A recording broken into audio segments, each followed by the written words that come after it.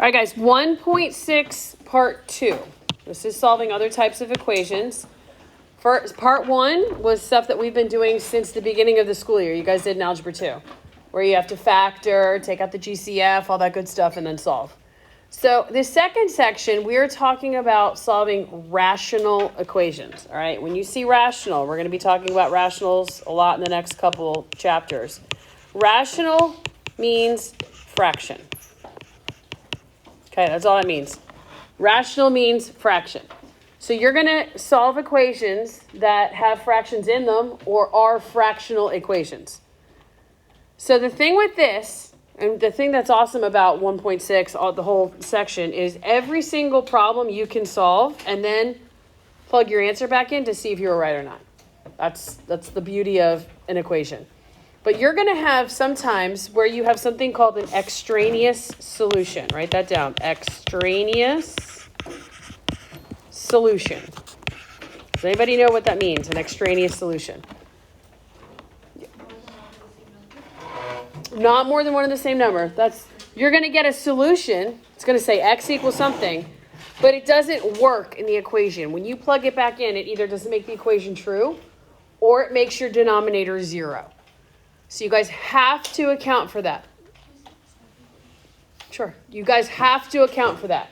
You have to check and see if your answer, either A, does not make your equation true, or it makes your denominator 0. That's very important. So if you look at something like 1 and 2, 1 and 2 are different from the rest of them. Okay, there's two types of rationals that we're going to be looking at. And again, your same kind of problems are on your notes. I just went in a different order because I wanted to do them in a certain order. But 1 and 2 is set up to where it's a fraction equals a fraction. Do you guys see that? You have one thing on one side and one thing on the other side. When you have something like this, you can solve by cross multiplying. If you look at number 1, right, this is over 1, correct? Do you guys see it? Everybody got it on their notes? Okay. It's a whole number, so it's over 1. This is one fraction on one side, one fraction on the other side. So what can we do? We can just cross multiply.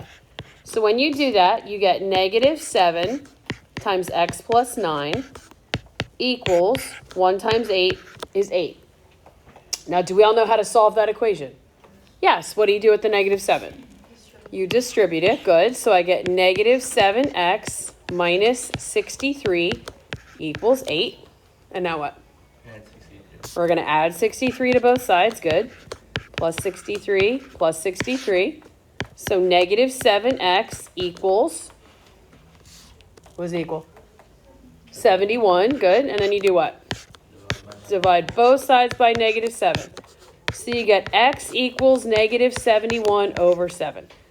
Now you guys are like, oh, that's not a great number. Agreed. It's a fraction.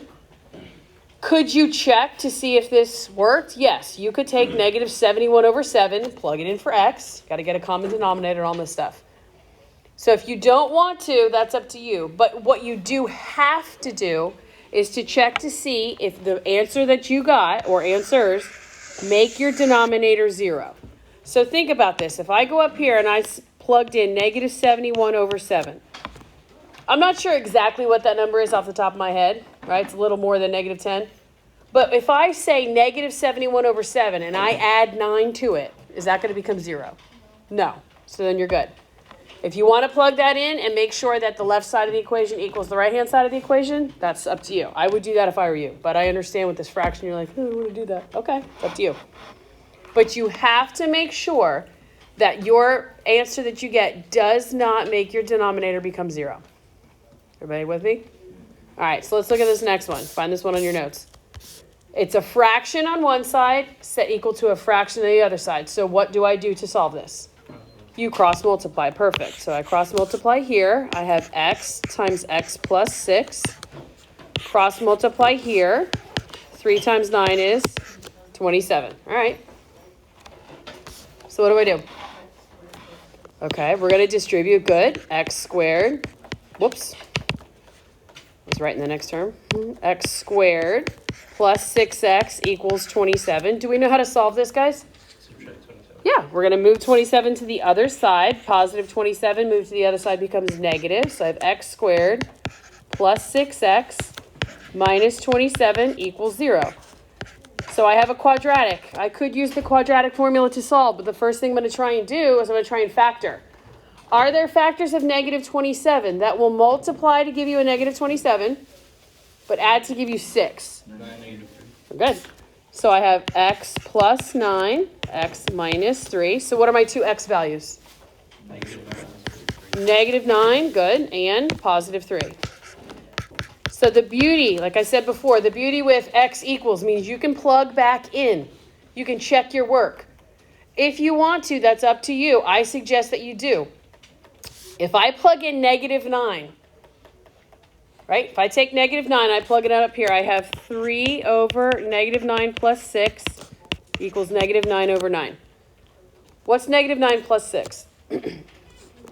So 3 over negative 3, does that equal negative 9 over 9? Yeah. So if I take 3, plug it in. I have 3 over 3 plus 6 equals 3 over 9. What's 3 plus 6? 9. Does 3 over 9 equal 3 over 9? Yeah. So there you go. It takes 2 seconds just to check to make sure, hey, both of them work.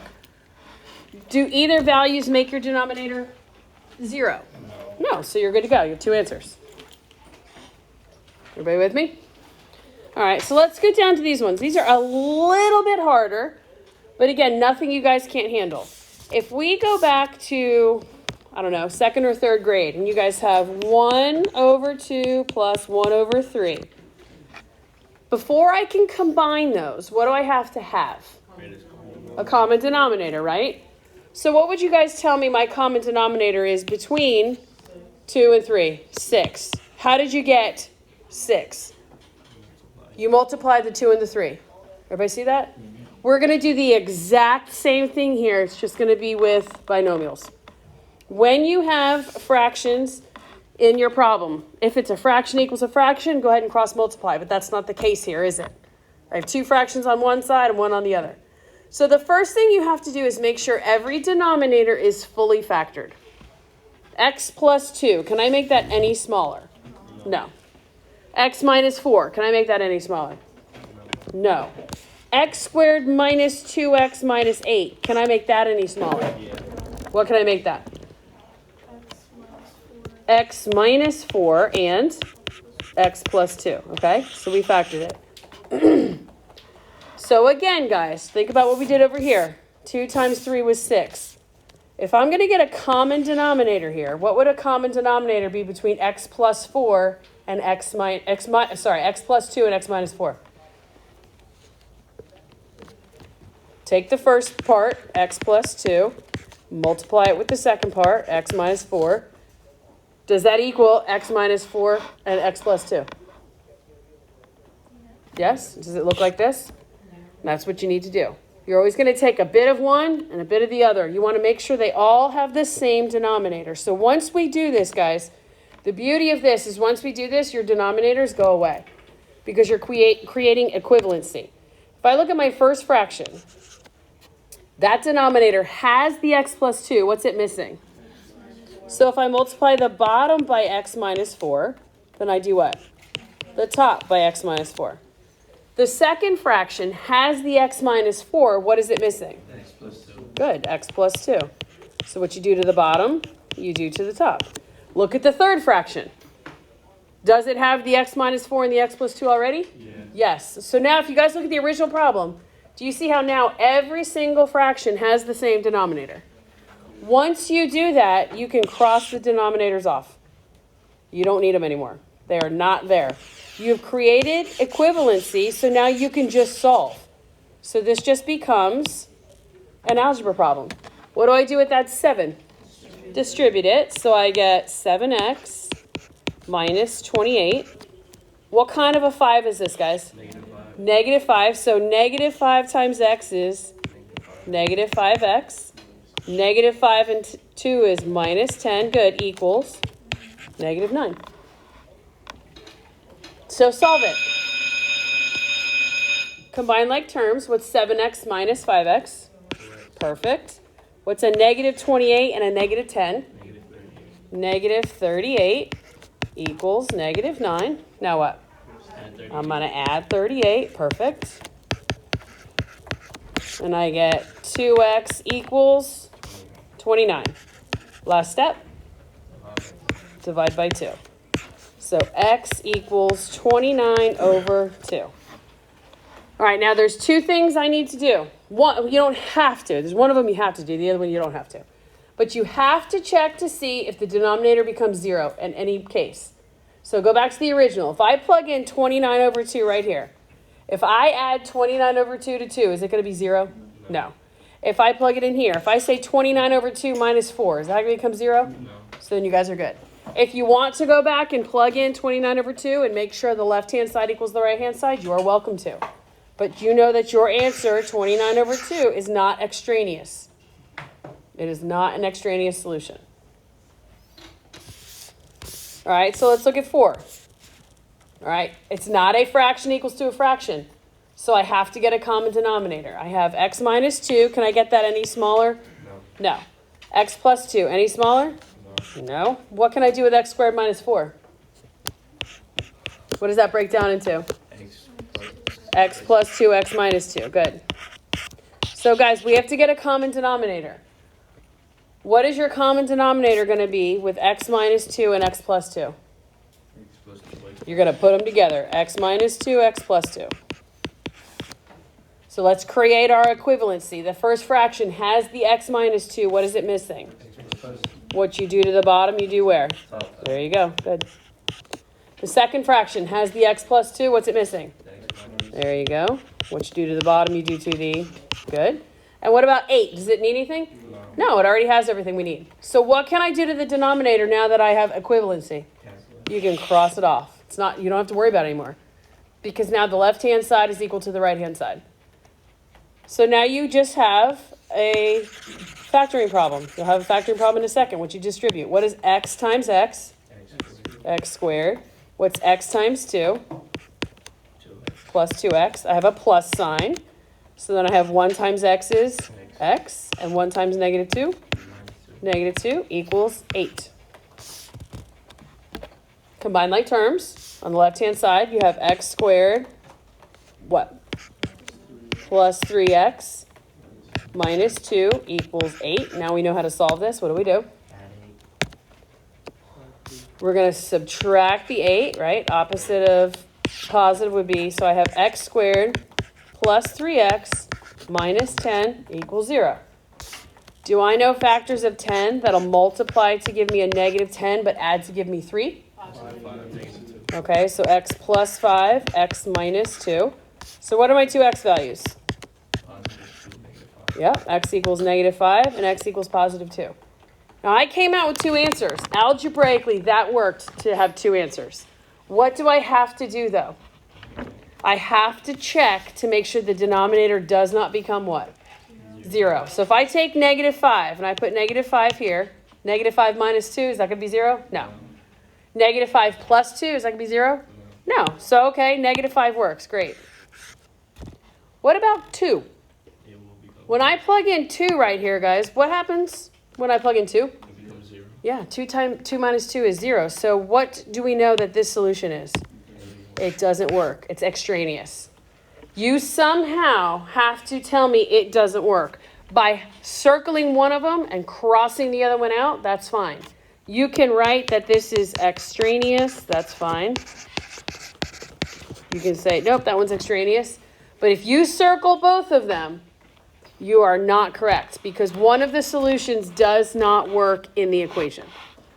Does everyone see that? You've got to check to make sure the denominator does not become 0. Let's look at 5.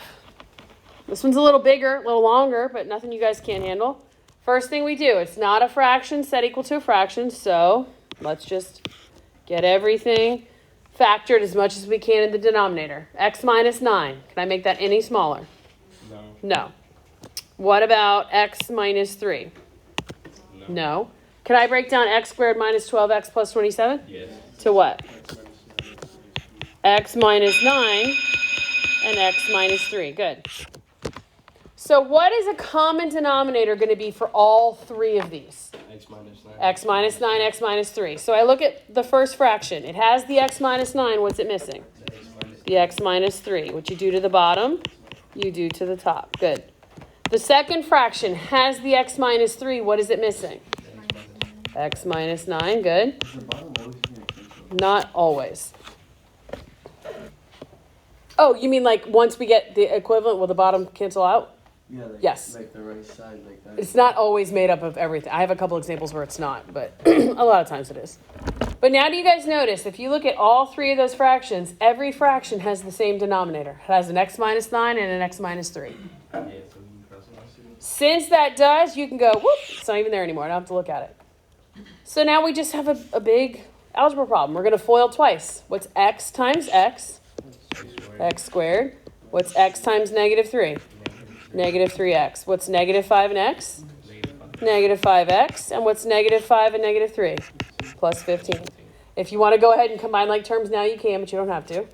Notice the sign in the middle is a plus, so we don't have to worry about distributing a negative or anything. But I have x times x is x squared. Then I have x times negative 9 minus 9x. 3 times x plus 3x. And 3 times negative 9, negative 27. And that all equals negative 4x squared. So we combine what? Like terms. I have a positive x squared, and a positive x squared gives me 2x squared. What's negative 3 and a negative 5? Negative 8 minus 9. Negative 17 plus 3. Negative 14x, good. And then I have a positive 15 and a negative 27. Positive 15, negative 27. Negative 12, good. Equals negative 4x squared. You guys have a quadratic. We have an x squared and an x. So that means we need to move everything where? Can I just solve right now? What do I have to do? I'm going to add 4x. You want everything x squared. I want everything on the same side. Set equal to 0. So we're left here, guys, with 6x squared minus 14x minus 12 equals 0. Now, at this point, you can jump into the quadratic formula or you can try and factor. But what do you notice about 6, negative 14, and negative 12? You can divide them by 2. You can divide everything by 2. I would do that to make your number smaller. So I'm going to bring that 2 out in front, and I'm left with 3x squared minus 7x minus 6 equals 0. It's just easier to factor this way. So now we're going to factor a times c. What's 3 times negative 6? Negative 18. All right, so I need factors of negative 18 that are going to, good, multiply to give me a negative 18, but add to give me a negative 7. Minus 9 and plus 2. Perfect. Now remember, your a term is not 1, so what do I do with that a term? Divide by 3. Good. So I have 2 times 9 divided by 3. That's perfect. Gives me 3. 2 divided by 3 is not going to be pretty, so I have 3x plus 2 equals 0. Now that 2 out in front, you're going to set it equal to 0. 2 equals 0. Is that ever true? No. No. So x minus 3 equals 0, and 3x plus 2 equals 0. So here I get x equals 3, and here I get x equals, if I move the 2 over, it becomes what? Negative, and then divide by 3, so negative 2/3. That's a long problem. You guys did a great job walking through it, but are you completely done? No, we've got to go way back up to the beginning and make sure that any number, any x value I got does not make my denominator what? 0. So plug in 3. 3 minus 9, that's fine. What about 3 minus 3? That's 0. So what does this mean? It's extraneous. This one does not work. Negative 2/3. If I throw in negative 2/3 and I minus 9 from it, that's going to be an answer, right? Yeah. If I have negative 2/3 and I take 3 from it, that's still going to be okay? All right. So negative 2/3 works. Positive 3 does not. What would happen if you plugged both of them back in and neither of them worked? They're both extraneous. So your answer would be what? No solution. Good. That could happen. You can plug it back in where they both work. You could plug back in where neither of them work, or where one does and one doesn't. Okay, good. Good, good, good. All right, let's look at the next one. I just have 2 more.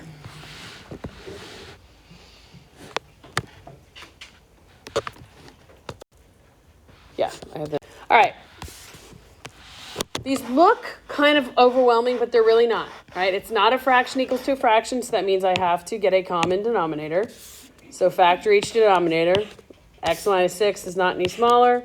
X plus 3 not any smaller. What about x squared minus 3x minus 18? X plus 3, x minus 6. Good. So my common denominator is just going to be a combination of that, the x plus 3, x minus 6. So I look at my first fraction. It has the x minus 6. What's it missing? So x plus 3, was it? What you do to the bottom, you do to the top. Good. The second fraction has the x plus 3. It's missing the x minus 6. What you do to the bottom, you do to the top. Good. And then on the other side, it already has the x plus 3 and the x minus 6. So if I look at all three fractions, they all have the same denominator. That means we don't have to worry about it anymore. So now let's FOIL. What is x times x? X squared. X times 3 is plus 3x. Negative 3 and x is minus 3x. Negative 3 and positive 3 is minus 9, right? Can I just go ahead and cross off the x plus and minus 3x? Yeah. All right, and then I have a plus sign in the middle, so I don't have to worry about distributing a negative. But x times x is x squared. X times negative 6 is negative 6x. 5 and x is plus 5x. And 5 and negative 6 is negative 30. And that all equals negative 2x squared. Everybody with me? Okay, so combine like terms. X squared and x squared gives me 2x squared. I have a negative 6x and a positive 5x. Negative 1x or negative x. Yep, negative 1x or negative x. And then I have a negative 9 and a negative 30. Negative 39. Negative 39 equals negative 2x squared. I'm going to add 2x squared. Good. So plus 2x squared plus 2x squared.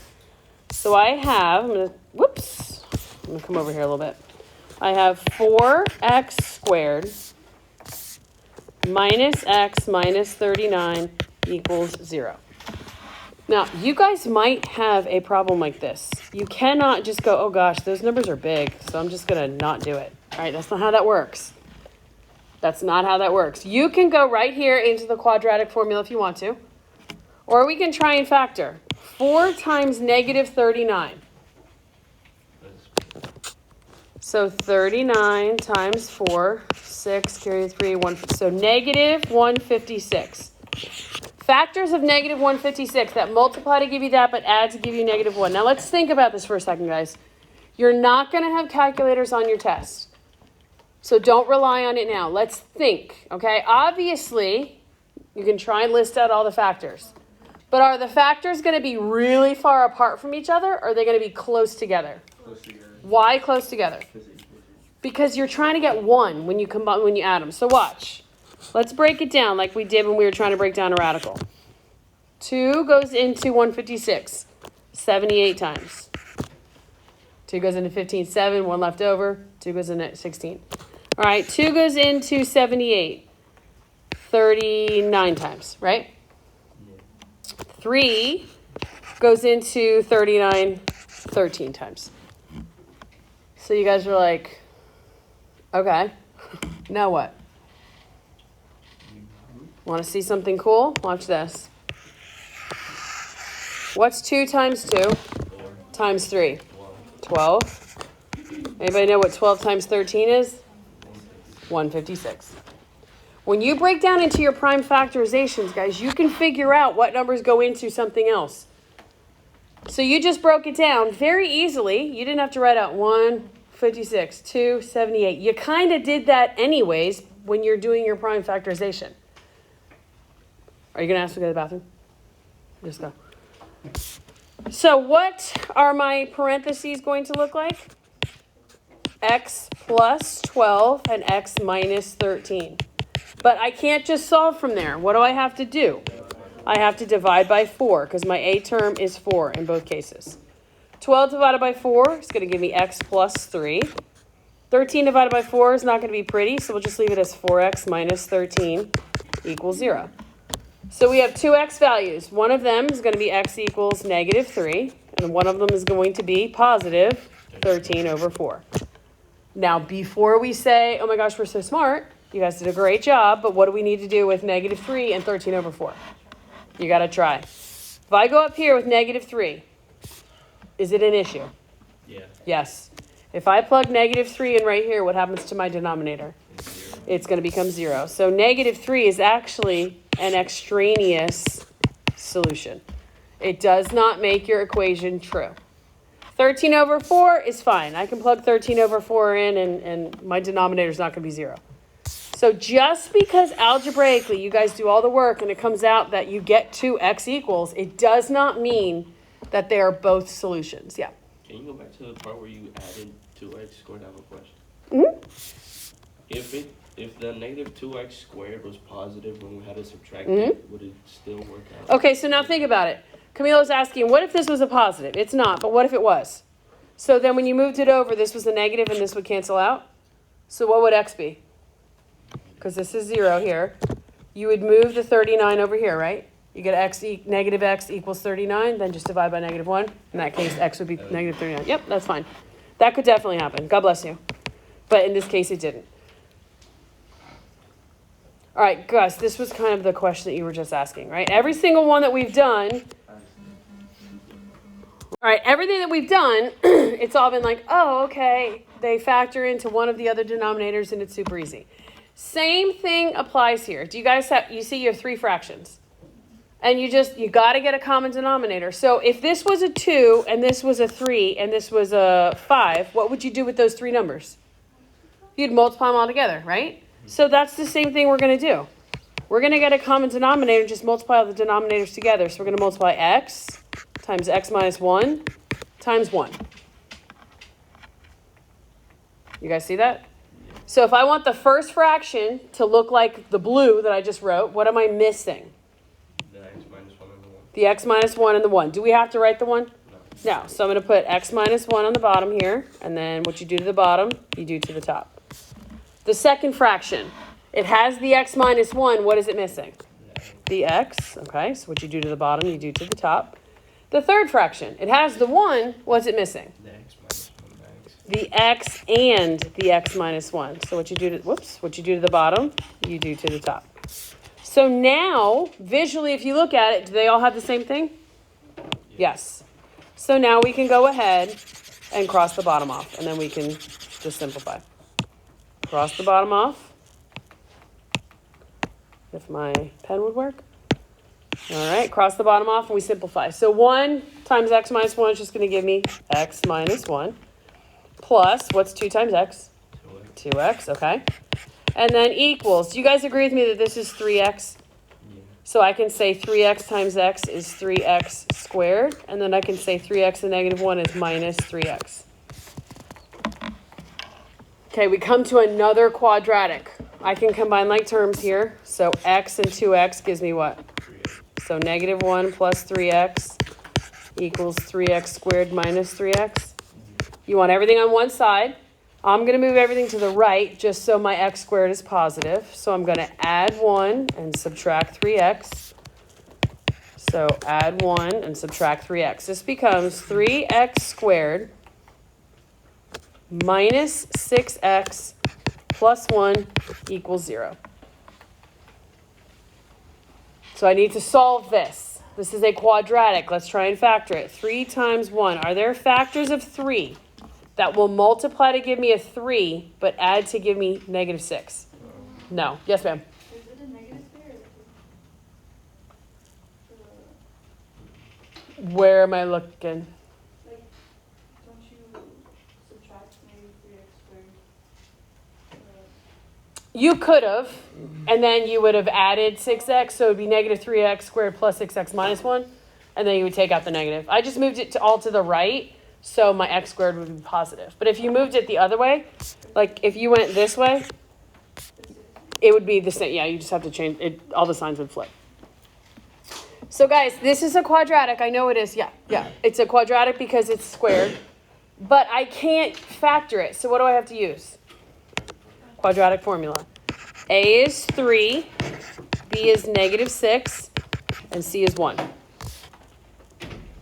So I have negative 6 plus minus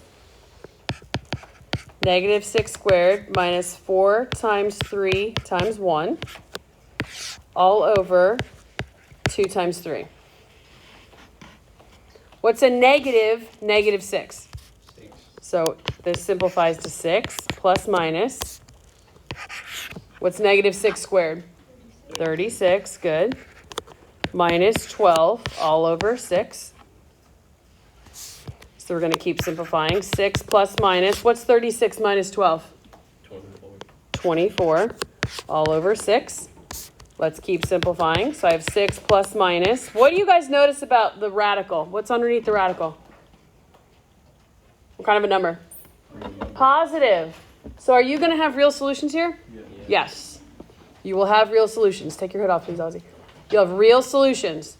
May not be beautiful whole numbers, but you'll have real solutions.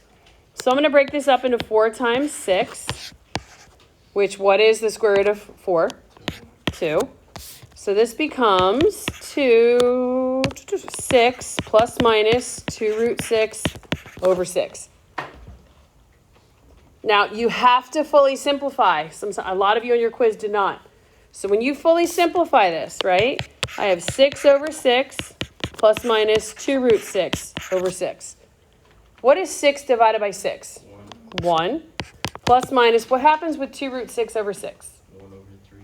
1 Yep. root 6. It becomes 1 root 6 over 3. So that's why it's important to pull apart. Guys, it's very important. Now, if I plug this in to my original way back up here, is that going to make the denominator 0? No. Is that going to be very difficult to plug back in? Yes. You can have a solution like that that's just awful and gross. But if you had a negative underneath the square root, what would your answer be here? Imaginary. So your answer for the whole problem would be no solution. So just make sure you guys are paying attention to stuff like that. All right, let's do the last one. Next page 2. Yeah, I have 3 more. One more. All right, what should we do first? What should we do first in a situation like this? Okay, we've got to find a common denominator. First, let's factor everything. X is going to stay as just x. X minus 3. This is going to become x minus 3 and x plus 3. So what would a common denominator be for this problem? If I was going to put them all together, I'd have to have an x. I'd have to have an x minus 3. And I'd have to have an x plus 3. You guys don't necessarily have to write, you don't have to write everything on top of each other. However you want to do it. If it visually makes it easier for you to see, okay, I need to take all of these and turn them into this, then do that. But now you compare, what do you need in the first denominator? It has the x, what is it missing? The x minus 3 and the x plus 3. So I need an x minus 3 and an x plus 3. The second denominator has the x minus 3. What are the two things it's missing?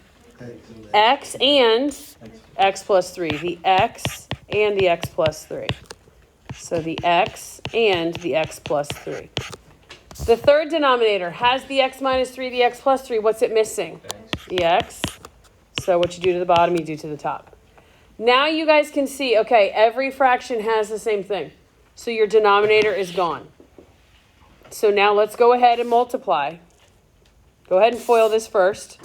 What's x times x? What's this going to become? X squared minus 3x plus 3x minus 9. You guys agree? Okay, so this cancels out. You still have the 3 out in front. So what do you do with this 3? This becomes 3x squared minus 27.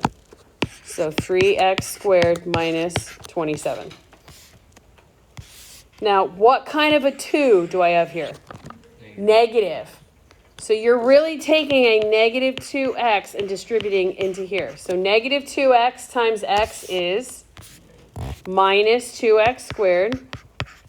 And then a negative 2x and 3 gives me minus 6x.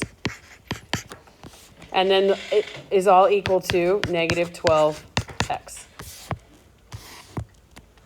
So if you have a negative 2x squared and a positive 3x squared, that just gives me x squared, right? Then I have minus 6x minus 27 equals negative 12x. Now what do I do? Add 12. Okay, add the 12x to both sides. Good. So x squared plus 6x minus 27 equals 0. Can you factor that? Yeah, x plus 9, minus 3. X plus 9, x minus 3 equals 0. So what are your two x values? Negative 9, positive. Negative 9 and positive 3. What do I need to do to the very beginning? I got to go back up and see if either one of those makes my denominator 0. So if I plug in 3, was it 3 positive or negative? If I plug in positive 3, here it's okay. What about here? No, no bueno. Positive 3 does not work. What about negative 9? Negative 9 here is okay. Negative 9 here is okay. Negative 9 here is okay. So negative 9 is my solution. 3 is extraneous. Very important that you guys check to make sure, because a lot of these algebraically will work out nice and pretty and you're like, oh look, I got the answer, and then it doesn't work because it makes your denominator 0. So make sure you guys check that. Everybody with me? Okay.